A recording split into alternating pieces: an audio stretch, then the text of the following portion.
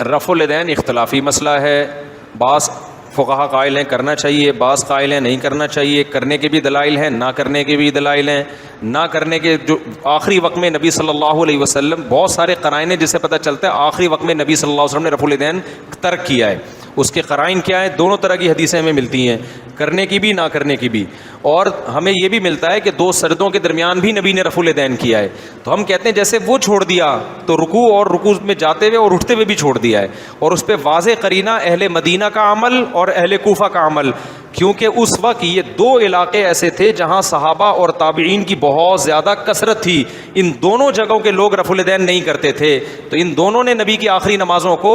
دیکھا ہے۔ کوفہ نے تو حضرت علی اور عبداللہ بن مسعود کو دیکھا، تو یہ دونوں اصحاب نہیں کرتے تھے،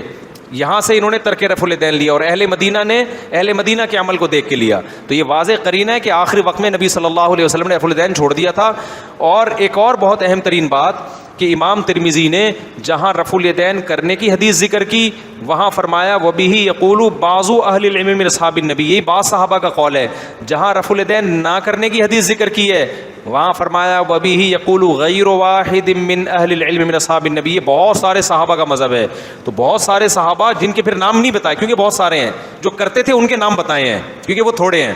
تو یہ اتنے سارے قرائن کی وجہ سے ابو حنیفہ اس کے قائل ہیں کہ نہ کرنا کیا ہے سوائے تکبیر تحریمہ کہ یہ زیادہ افضل ہے۔ باقی یہ کہ کرنے کی پھر حدیثیں کیوں زیادہ ہیں، اس کی وجہ میں بتاتا رہتا ہوں کہ جو کام کیا جاتا ہے اس کو بیان کیا جاتا ہے، نہیں کیا جاتا اس کو بیان نہیں کیا جاتا۔ تو نبی نے جب رفع الیدین کیا اس کو صحابی نے بیان کر دیا، جس نماز میں نہیں کیا اس کو بیان نہیں کیا،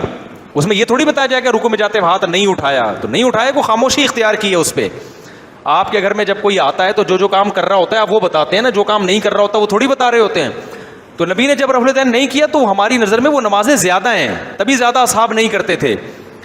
لیکن اس کو بیان نہیں کیا گیا، جب کر لیا تو اس عمل کو بیان کیا گیا۔ اور رفع الیدین کرنے کی حدیثوں میں قرار نہیں ہے، مختلف عمل ہیں، دو سجدوں کے درمیان بھی ہے، اور سلام کے وقت بھی رفع الیدین ہوا تھا، وہ بھی ترک کیا گیا ہے، تو ہم کہتے ہیں اس کو ترک کیا گیا ہے۔ تو یہ نہ دیکھو کہ رفع الیدین کرنے کی حدیث ہے، بلکہ یہ دیکھو کہ اس میں نبی صلی اللہ علیہ وسلم تک آخر تک کیا کنٹینیو یہ کام کیا گیا کہ نہیں کیا گیا۔ تو اہل مدینہ اور اہل کوفہ کا عمل اور عبداللہ بن مسعود جیسے صاحب رسول جو ہمیشہ نبی کے پیچھے کھڑے ہو کر نماز پڑھا کرتے تھے، ان کی حدیث